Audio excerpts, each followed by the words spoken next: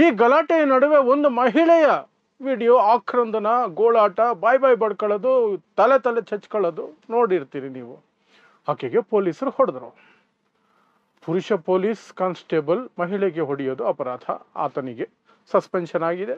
ಏನು ಶಿಕ್ಷೆ ಇದೆಯೋ ಇಲಾಖೆ ವಿಚಾರಣೆ ನಡೆಯುತ್ತೆ. ಇಲಾಖೆಯಲ್ಲಿ ಏನು ಶಿಕ್ಷೆಗಳಿಗೆ ಅನುಗುಣವಾಗಿ ಅವ್ರಿಗೇನೋ ಪನಿಷ್ಮೆಂಟ್ ಆಗುತ್ತೆ. ಆದರೆ ಈ ಮಹಿಳೆ ಇದ್ದಾಳಲ್ಲ, ಜ್ಯೋತಿ ಅಂತ ಆಕೆಯ ಹೆಸರು, ಈ ಮಹಿಳೆ ಎಂಥ ನೀಚ ಮನಸ್ಥಿತಿಯ ಮಹಿಳೆ ಅಂದರೆ, ಆ ಪ್ರತಿಭಟನೆಗೆ ಅವಳು ಹೋಗಿದ್ದು ಕೊಳಕು ಮನಸ್ಥಿತಿಯಿಂದ, ಕೊಚ್ಚೆ ಮನಸ್ಥಿತಿಯಿಂದ. ಮುಸ್ಲಿಮರನ್ನ ಸೂಳೆ ಮಕ್ಕಳು ಅಂತ ಕರೆಯೋದಕ್ಕೆ ಹೋಗಿದ್ದು. ಅದರ ವಿಡಿಯೋ ಈಗ ಸಿಗಾಕೊಂಡಿದೆ, ಹೊರಗೆ ಬಂದಿದೆ. ಅವಳೇ ಮಾಡಿರೋದು ಅನ್ಸುತ್ತೆ, ಸೆಲ್ಫಿ ವಿಡಿಯೋ ಇರಬೇಕನ್ಸುತ್ತೆ.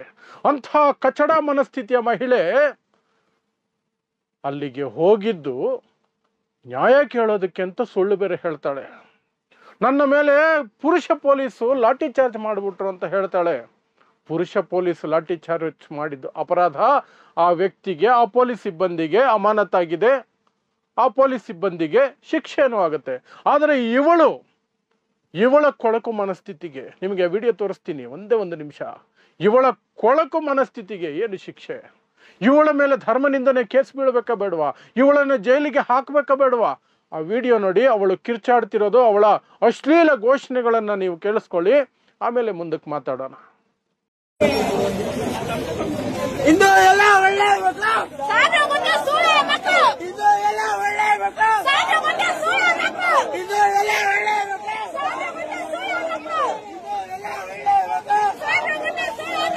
ಇದು ಎಲ್ಲ ಒಳ್ಳೆ ಮಕ್ಕಳು, ಸಾಬ್ರು ಸೂಳೆ ಮಕ್ಕಳು.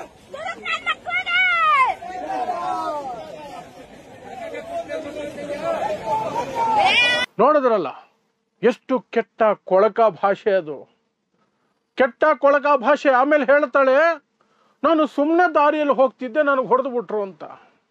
ಸುಮ್ಮನೆ ಹೋಗ್ತಿದ್ಲಂತೆ ದಾರಿಯಲ್ಲಿ, ಸುಮ್ಮನೆ ಇವ್ರನ್ನ ಸೂಳೆ ಮಕ್ಕಳು ಅನ್ಕೊಂಡು ಹೋಗ್ತಿರ್ತಾಳೇನೋ ಅವಳು ದಿನ. ಈಗ ಪೊಲೀಸ್ನವರು ನಮ್ಗೆ ಪ್ರೊಟೆಕ್ಟ್ ಮಾಡ್ಬೇಕು, ಅವರೇ ನಮ್ಗೆ ಹೊಡಿತಾರೆ ಅಂತ ಅಂದ್ರೆ ಎಲ್ಲಿದೆ ನ್ಯಾಯ?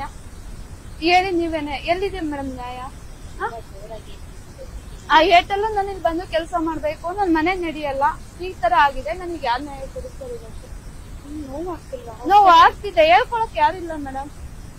ನಾನ್ ನ್ಯಾಯ ಕೇಳಕ್ ಹೋಗಿದ್ದೆ, ತಪ್ಪಾಗಿದ್ರೆ ತುಂಬಾ ನಾನು ನೋಡಿದೆ ತುಂಬಾ ಅಲ್ಲಿ ಎಷ್ಟು ಬಾಸುಂಡೆ ಬಿದ್ದಿದೆ, ಎಷ್ಟು ಜೋರಾಗಿ ಇಡೀ ಇದೆಲ್ಲ ಕೆಂಪಾಗಿದೆ ಅಲ್ಲ ಜೊತೆ. ಹಾಸ್ಪಿಟ್ಲಿಗೆ ಹೋಗ್ಬೇಕಲ್ಲ? ಹೋಗ್ಬೇಕು ಮೇಡಮ್, ಹೋಗ್ಬೇಕಂದ್ರೆ ದುಡ್ಡು ಬೇಕಲ್ವಾ? ನಾನ್ ಕರ್ಕೊಂಡು ಹೋಗ್ತೀನಿ ಬನ್ನಿ,